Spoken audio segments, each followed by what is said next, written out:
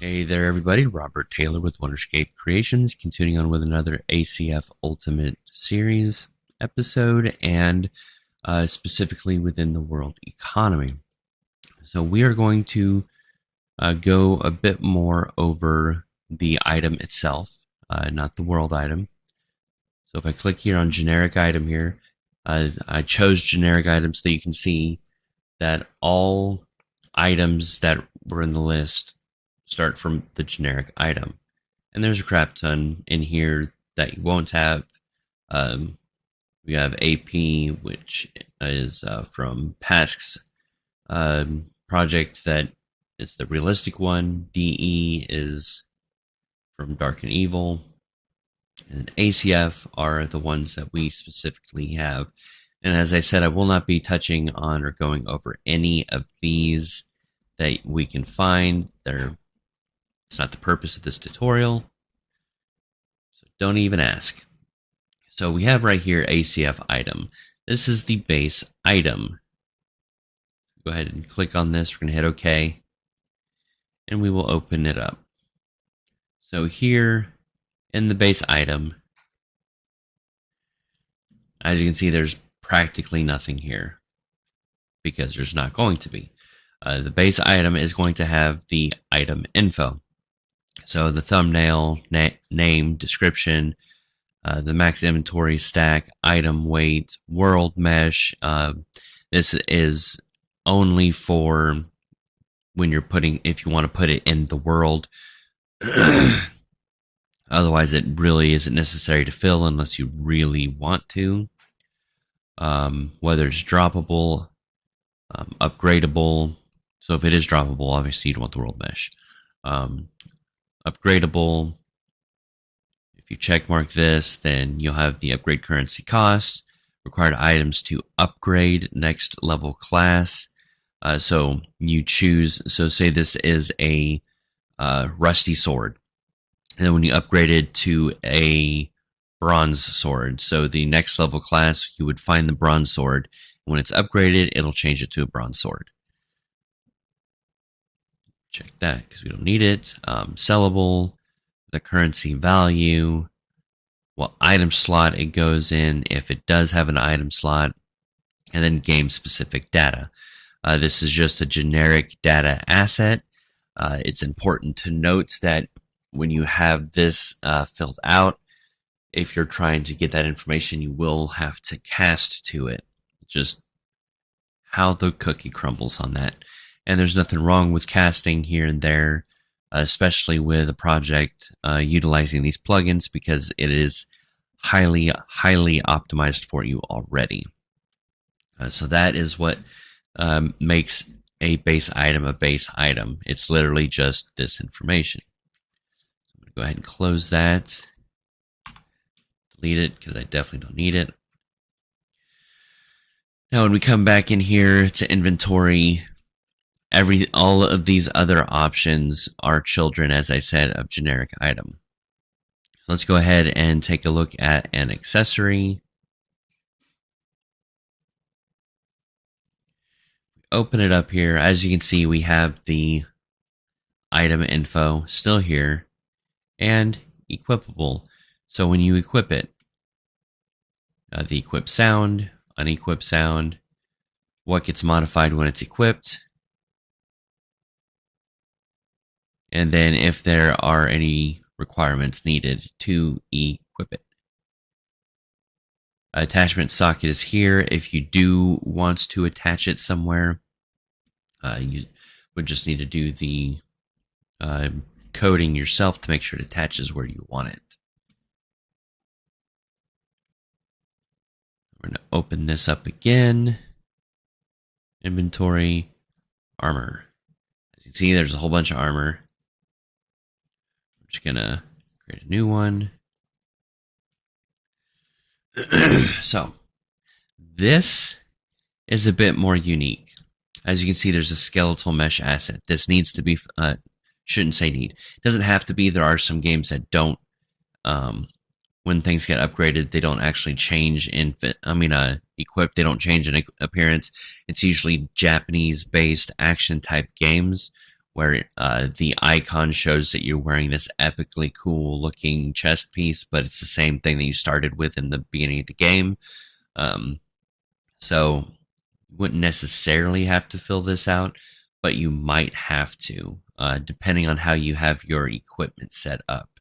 Not your equipment, your character set up. And that's something we'll be going over here shortly. Then if we scroll on down, something that you need to make sure you understand, the skeletal mesh asset needs to match the skeleton of your character. So you can't decide to create, you have a static mesh armor, you turn it into a skeletal mesh, you give it the player character as the skeleton. Well, guess what? It's going to show up on their feet because it doesn't know where it belongs on that skeleton. So it's important to make sure that the skeletal mesh asset you have here is attached to the exact same skeletal mesh skeleton that your character is, and in the right place that it needs to be. Then obviously you have chaos, the clothing physics if you want it. Everything else is pretty much the same, and once we get down here, again, the equipable information and the item information. It's literally the only difference between the accessory and the armor is the mesh component. Now we open up the weapon. Start with a melee weapon here. We're just going to go with sword. We'll check out shield in a minute. So obviously here, it's got a skeletal mesh just like the armor, but then it also has left-hand IK position component. There's also an ACF block component and a collision component. That way, if you want your weapon to be able to block, you can set that up with the defender modifiers, block direction, blockable damages, so what can it block, how efficient is it with blocking, and then the counterable damages here. So just things for you to set up there. And then the collision component, which we have we went over extensively in the combat series. This is the other place where you'll see it is on weapons. So yeah, it's important to make sure that you understand that you've got to set all of this up, your damage types, your traces, everything. All right, I need some space here. So I did say we would go over sword, shield, but it's exactly like sword. But we will go over here, back into the inventory, projectile, physical projectile. This is important to note. Spells and spells and arrows and bullets both come from projectile, but to have it separated here, I have here in combat. Then there, spell projectile right there in blueprints. That is a child of projectile, just like here in inventory, projectile, physical projectile is a child of projectile. Let's go ahead and open it up. We want to do just the ACF arrow. Yeah. Let's go ahead and open it. In here, we have the projectile movement component. That's what's different here. There's no, what's we're looking for? Skeletal mesh setup in here. It literally is just, we select this right here. Oh, I was already selecting it. It's the sphere component. Then you have a mesh component. So this is what controls the collision.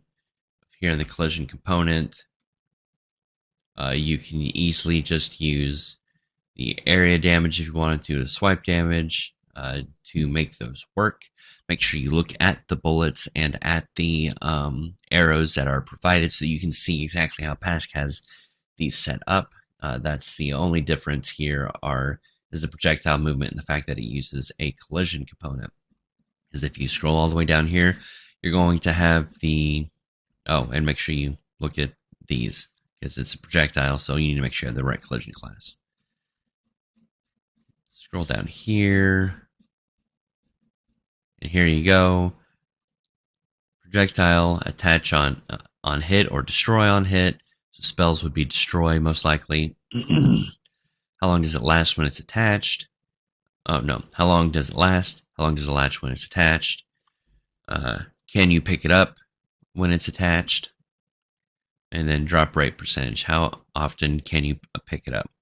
So if you want them to be able to pick it up, you can always make it like 500 seconds.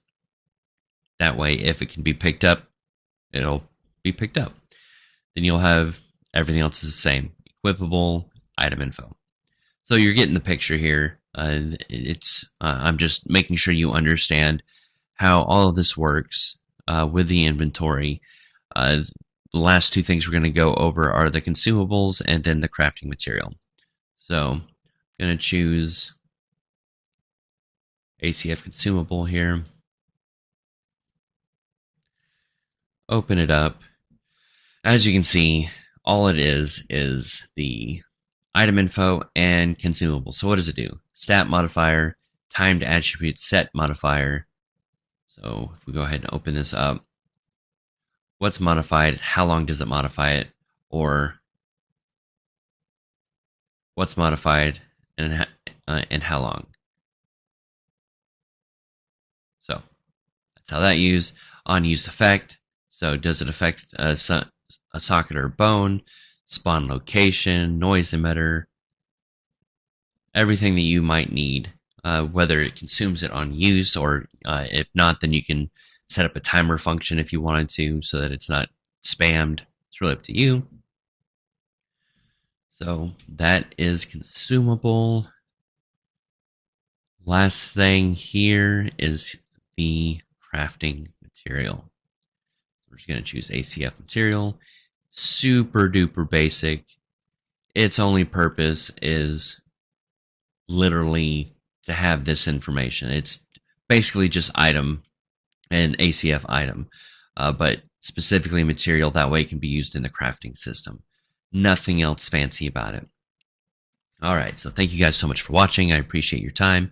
Please make sure you like and subscribe, and if you're willing and able, go ahead and donate to my cause with buying me a coffee or joining my Patreon.